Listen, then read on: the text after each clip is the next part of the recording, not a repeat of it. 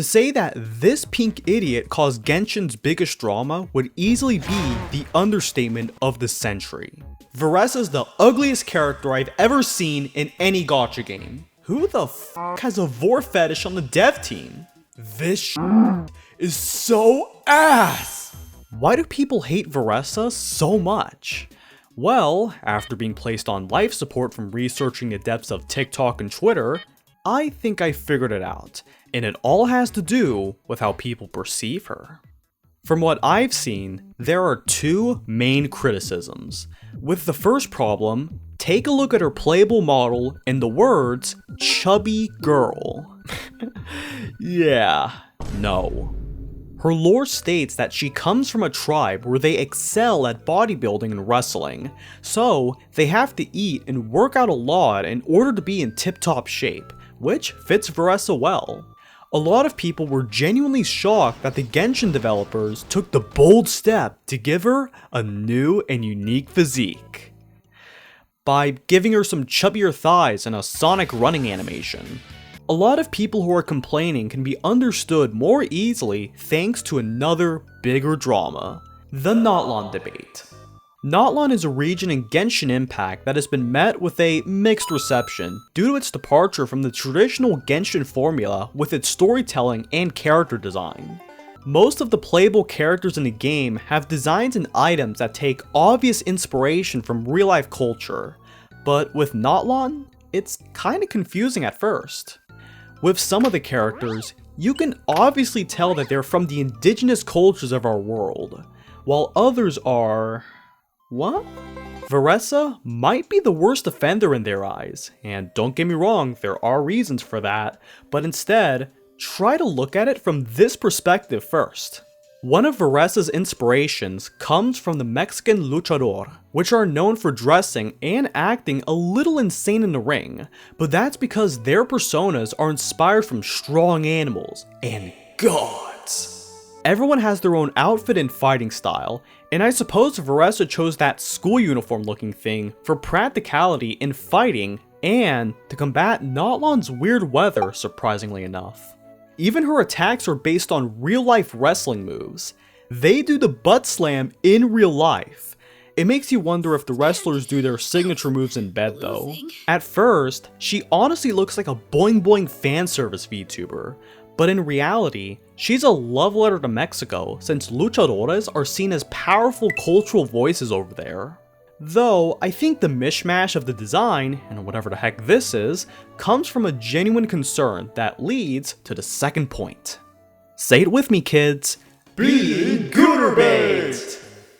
This whole argument began from her gameplay trailer, where it showed us her fighting moves from rather avant-garde angles of her ground-pounding enemies like she's from Mario 64 or something. But the most incriminating scene is where they show us an X-ray of her digestion system in action. Genshin knows who they're targeting, that's for certain. The people of Twitter and TikTok genuinely hated her for that, because they thought Hoyoverse was going too far in dumbing down Genshin Impact into a Gooner game. Really though? Really? I think many would agree that the character video had a lot of juicy bait moments that were unprecedented in a Genshin trailer before, especially considering other characters in the game could arguably be more fanservice heavy than Varesa, but with something like Mona, she at least fits in with the Genshin aesthetic. Varesa looks like she's hitting the college anime club with that fit. Luchadoras are known for their revealing outfits, so you're walking a tight line between something that's tasteful and practical, and gooning!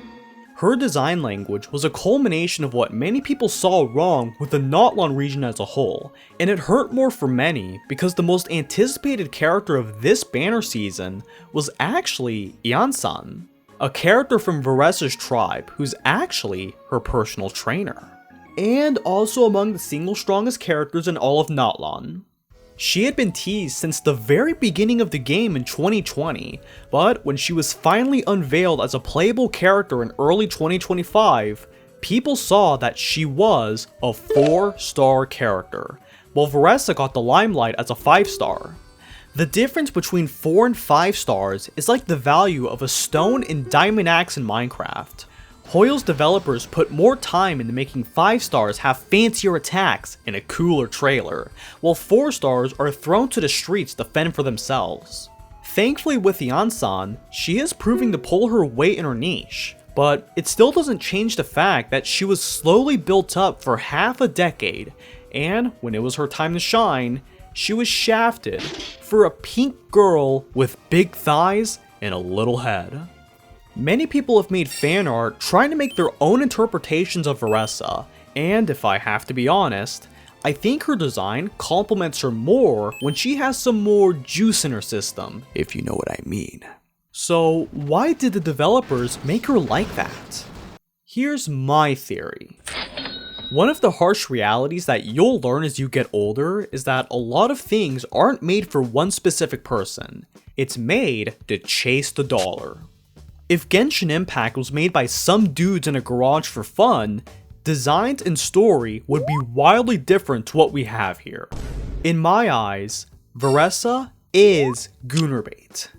But so is 90% of the other cast. I think a lot of this is due to our desire to escape the inequalities of our mundane lives. Unjust beauty standards, the urge to have a perfect partner with a perfect body.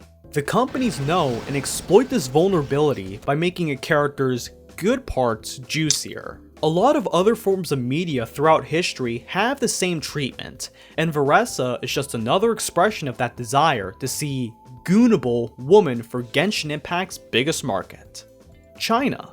That's why you'll see traditionally beautiful characters experience higher sales during banner runs, among other factors. Being a love letter to Mexico ain't gonna cut it. You gotta make her boing boing in the right places.